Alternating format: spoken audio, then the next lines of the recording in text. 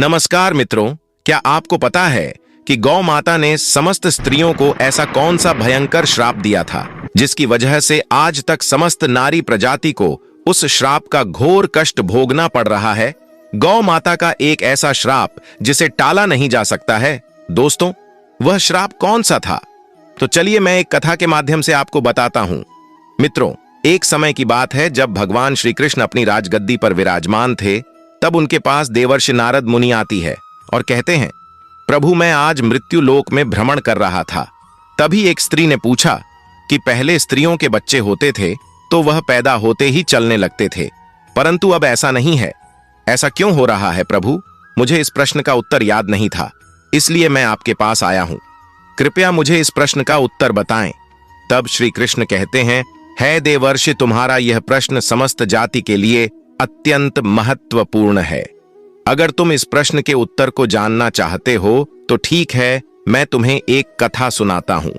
तुमको इस कथा के माध्यम से पता चल जाएगा कि किस वजह से स्त्रियों का बच्चा पैदा होते ही चल नहीं पाता है। देवर्षि कहते हैं, प्रभु, मैं इस कथा को पूरा सुनूंगा, कृपया आप कथा को सुनाइए। प्रिय मित्रों, अगर आप भी जानना चाहते हैं कि इस प्रश्न का उत्तर क्या है तो मित्रों, वीडियो को लास्ट तक जरूर देखें और वीडियो को एक लाइक अवश्य कर दीजिए।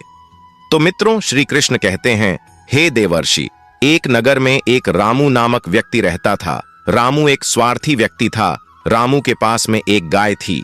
वह गाय दूध देती थी और रामू उस गाय को हरा भरा चारा खिलाकर उसका दूध निकालकर उससे दूध का बिक्री किया करता था। रामू गाय का दूध खुद भी पीता था और अपने परिवार वालों को भी पिलाता था। गाय के दूध की वजह से ही रामू अपने घर की दिनचर्या चलता था। रामू का समय इसी तरह से व्यतीत हो रहा था। कुछ दिनों का बाद एक समय ऐसा आया कि जब रामू को गाय ने दूध देना बंद कर दिया तो इधर रामू ने उस गाय को चारा डालना बंद कर दिया। और एक समय ऐसा आ गया कि एक दिन रामू ने गाय को बहुत मारा पीटा और उसने उस गाय को घर से ले जाकर जंगल में छोड़ दिया। अब वह गाय बेचारी अकेली पड़ गई। बेचारी गाय अकेली जंगल में इधर उधर घूमती फिरती है और एक दिन जंगल में बने एक मंदिर के पास में पहुंचती है और भगवान से विनती करते हुए कहती है, हे भगवान, मैं आपसे यह विनती करती हूं कि आपने हमें गाय की योनि में डालकर कितना गलत काम किया है। श्री कृष्ण कहते हैं कि देवर्षि, वह गाय कहती है, देखिए, जो आपकी 84 लाख योनियों में सर्वश्रेष्ठ यानी मानव की है, वह कितना पाप और कितना दुष्कर्म करता है। वह गाय आगे कहती है, जब तक मैं दूध देती रही तब तक उस व्यक्ति ने मुझे अपने घर पर रखा हरा भरा चारा खिलाया और जैसे ही मैंने दूध देना बंद कर दिया तो उसके बाद में उसने मुझे चारा भी नहीं डाला। इतना ही नहीं, उसने तो मुझे घर से बाहर ही निकाल दिया। अब मैं इधर उधर भटक रही हूं और जंगल में चारा खा खा के, जंगल में घास खाकर ही मैं अपने पेट को भर रही हूं। हे भगवान, आपने जो सर्वश्रेष्ठ योनि बनाई है, यह तो कितनी स्वार्थी और लालची योनि है। श्री कृष्ण कहते हैं कि यह देवर्षि नारद धीरे धीरे समय व्यतीत होता चला गया। गाय बेचारी इधर उधर भटकती रही। जब भी वह गाय रामू के द्वार पर आ जाती है तो रामू ने लाठी लेकर के उस गाय को जंगल की तरफ, खेतों की तरफ भागा करके आता है। कृष्ण कहते हैं कि देवर्षि, धीरे धीरे जब वह एक दिन गर्भवती हो जाती है तो अब जैसे ही 3-4 महीने का गर्भ हुआ है तो इस जंगल से एक स्त्री गुजर रही थी। स्त्री ने जैसे ही उस गाय को देखा, उसने मन में सोचा कि गाय तो गर्भवती है, मैं एक काम करती हूं, इस गाय को मैं पाल लेती हूं और जब इसका बच्चा हो जाएगा तो यही गाय मुझे दूध देने लगेगी। तब मैं इसका दूध पीऊंगी और साथ ही अपने परिवार वालों को भी पिलाऊंगी और बिक्री भी करूंगी। लेकिन जैसे ही वह स्त्री उस गाय को पकड़ने के लिए अपने पति को बुलाने के लिए जाती है और जब तक उसका पति वहां पर आता है तब तक वह गाय वहां से चली जाती है। धीरे धीरे और समय व्यतीत होता गया। श्री कृष्ण कहते हैं, हे देवर्षि, जब उसके प्रसव का समय नजदीक आ गया तब वह एकांत जंगल में सुरक्षित जगह पर जाकर उस गाय ने एक बछड़े को जन्म दिया।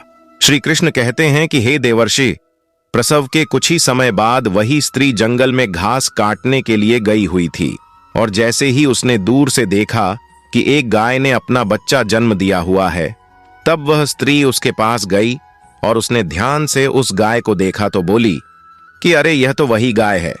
इस गाय ने तो बछड़ा दे ही दिया। चलो, अच्छा हुआ। वह स्त्री सोचती है, अब मैं इस गाय को पकड़ के अपने घर पर अवश्य ले जाऊंगी। जैसे ही वह स्त्री उस गाय के पास से अपने पति को बुलाने के लिए जाने लगती है, तभी गाय ने उसी समय उस स्त्री से कहती है, बहन, आज तुम हमारे ऊपर एक परोपकार कर दो। यह हमारा जो बच्चा है यह पीछे पड़ा हुआ है, इसे उठाकर तुम मेरे गर्दन के ऊपर रख दो। मैं अपने बच्चे को लेकर के किसी सुरक्षित जगह पर चली जाऊंगी, क्योंकि यह मेरा बच्चा 8 महीने बाद चलने लायक हो पाएगा, 8 महीने बाद अपने पैरों पर चलेगा। श्री कृष्ण कहते हैं, हे देवर्षि नारद, जैसा अभी है ऐसा पहले नहीं था। पहले गाय का बच्चा 8 महीने के बाद ही अपने पैरों पर चलने लायक हुआ करता था। श्री कृष्ण कहते हैं, हे देवर्षि, लेकिन जैसे ही उस स्त्री ने गाय की बात सुनी तो वह बहुत जोर जोर से हंसने लगी और कहने लगी, तुम्हारा बच्चा इतना गंदा है, इतनी गंदगी में पड़ा है, मैं तुम्हारे बच्चे को उठा करके तुम्हारे कंधे पर क्यों रखूं? मैं तुम्हारे ऊपर यह परोपकार क्यों करूं? जैसे ही उस स्त्री ने उस गाय का बहुत मजाक बनाया, उस समय गाय बेचारी असहाय थी, वह अपने बच्चों को उठा नहीं सकती थी। श्री कृष्ण कहते हैं कि हे देवर्षि, उसी समय दुखी होकर के गाय ने श्राप दे दिया। उसने श्राप देते हुए कहा कि जो आज तुम्हारा बच्चा जन्म लेने के बाद तुरंत चलने लगता है, लेकिन आज मैं श्राप देती हूं, तुम्हारा बच्चा जन्म लेने के 10 महीने बाद ही अपने पैरों पर चलने लायक होगा। और जो यह मेरा बच्चा आज चल नहीं पा रहा है और यह आज के बाद पैदा होते ही बहुत जल्द अपने पैरों पर चलने लायक हो जाएगा। श्री कृष्ण कहते हैं, हे देवर्षि, इसी श्राप के कारण स्त्रियों का बच्चा जन्म लेते ही अपने पैरों पर चल नहीं पाता। दोस्तों, सतयुग में सुखदेव पैदा होने के तुरंत बाद ही अपने पैरों पर चलने लगे थे और वेदव्यास भी जन्म लेने के तुरंत ही बाद अपने पैरों पर चलने लगे थे। ये बात तो सतयुग की थी, लेकिन कलयुग में ऐसा नहीं है। कलयुग में बच्चों को अपने पैरों पर चलने के लिए कम से कम 9 से 10 महीने लग ही जाते हैं। इसका कारण यही है क्योंकि गाय ने समस्त स्त्री जाति को श्राप दे दिया था। उसी दिन से समस्त स्त्रियों के जो बच्चे पैदा होते ही चलने लग जाते थे, उनकी प्रक्रिया वहीं पर रुक गई।